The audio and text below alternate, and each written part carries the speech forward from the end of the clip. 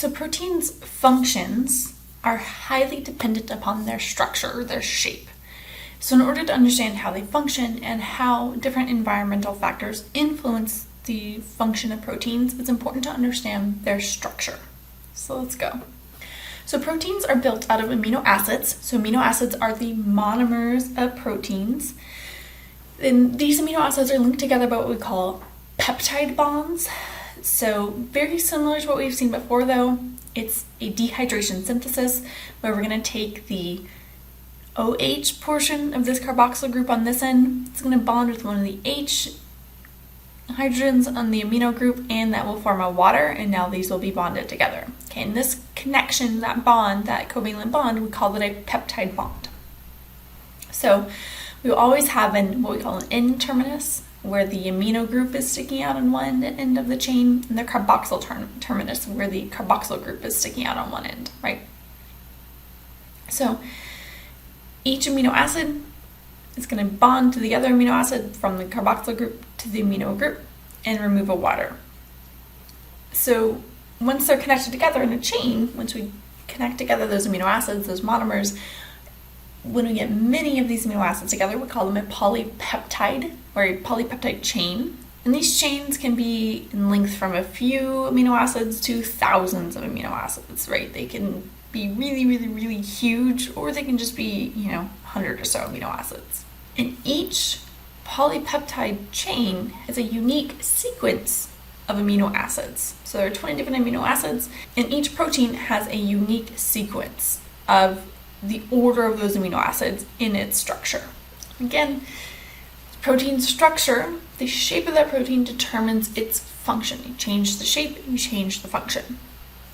And so the amino acid sequence of a protein's chain, polypeptide chain, leads to its three-dimensional structure because each amino acid has unique chemical properties that causes it to bond with other amino acids, to kind of fold up in a very specific way, and it influences how it interacts with those other amino acids and with water. Is it going to be hydrophobic or hydrophilic? So we have 20 different amino acids shown here. So all of these up here are going to be hydrophobic because they're very non-polar. These down here are going to be hydrophilic and will readily form hydrogen bonds with water or with other hydrophilic amino acids. We have some that are electrically charged that are also hydrophilic, and some that are basic, that are positively charged. Okay, acidic and negative. Acidic and basic, negatively charged are the acidic ones, and positively charged are the basic ones, right? So we have the same basic structure to each of these though. We have an amino end, NH3, and then we have a carboxyl end, C double bond O, and then C bond O, right? But what's different about all of these is this side chain.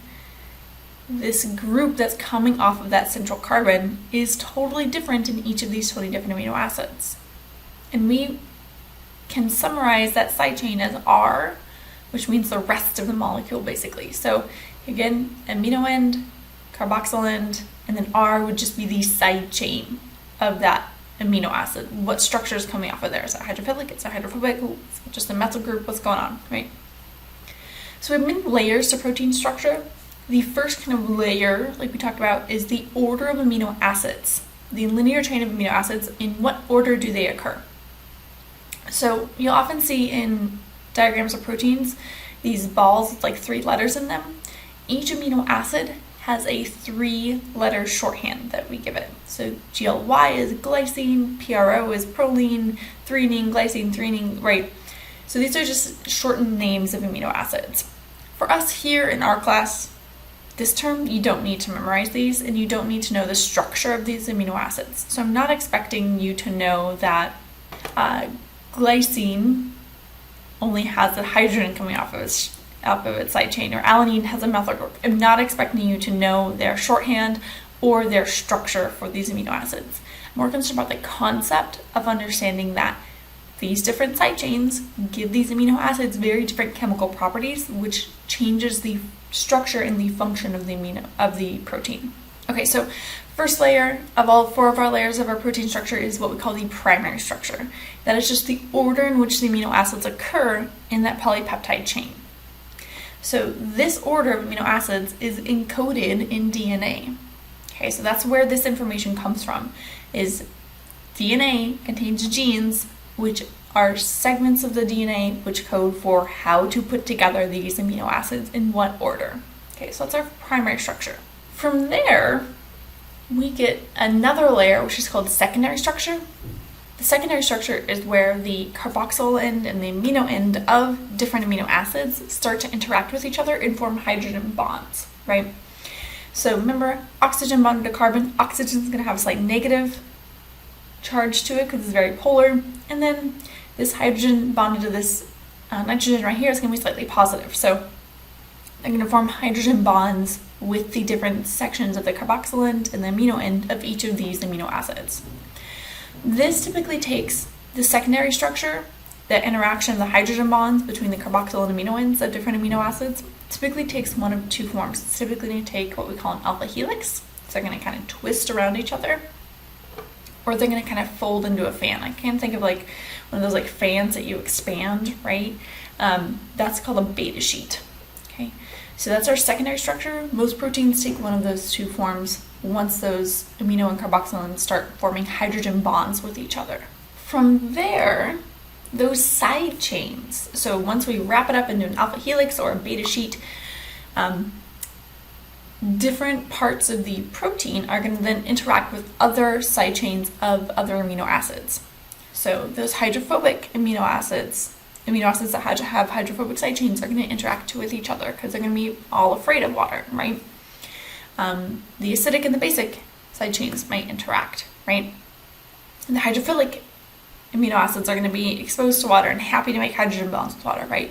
So the tertiary structure, or the third layer of protein folding, is a three-dimensional shape where we take those alpha helix or those beta sheets and then we fold it up again because those side chains are interacting. So we take that curlicue alpha helix and we're going to wrap it around, and we're going to fold it again, or this beta sheet's going to get folded again, right?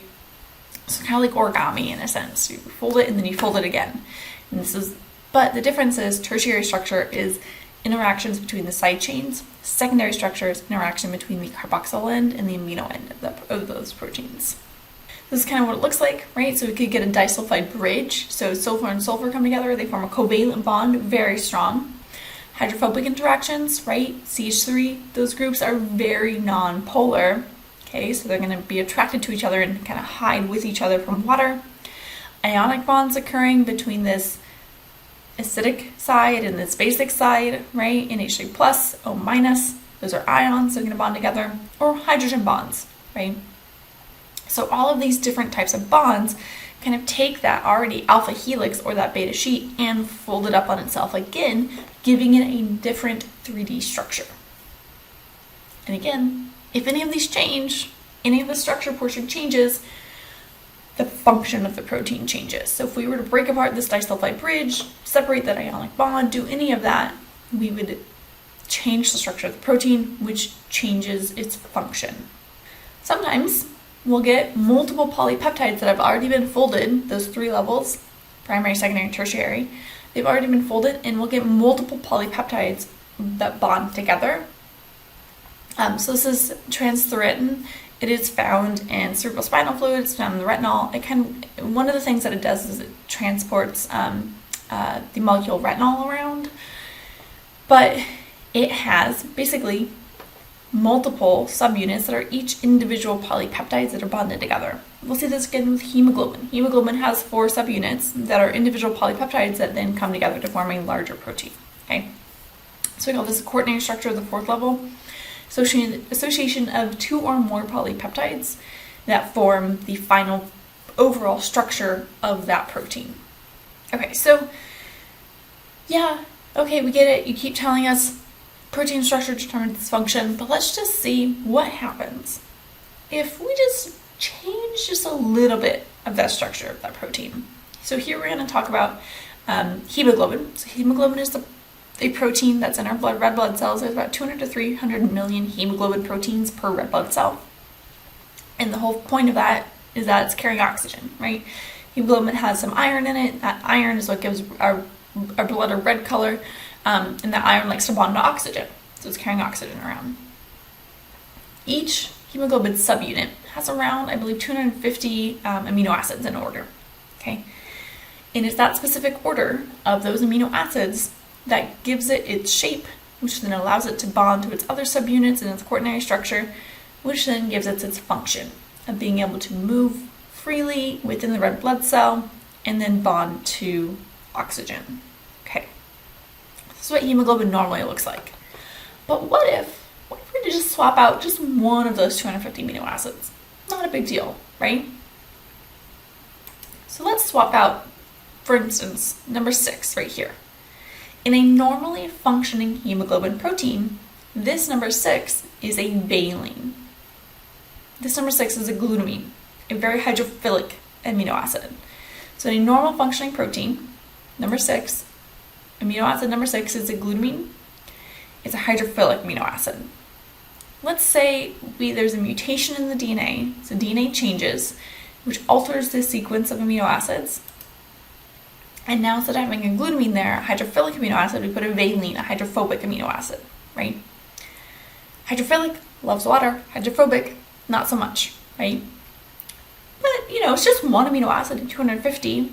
And then there's 4 subunits of hemoglobin that are each about 250 amino acids, right? Not a big deal. Shouldn't be that big of a deal, right? Nope.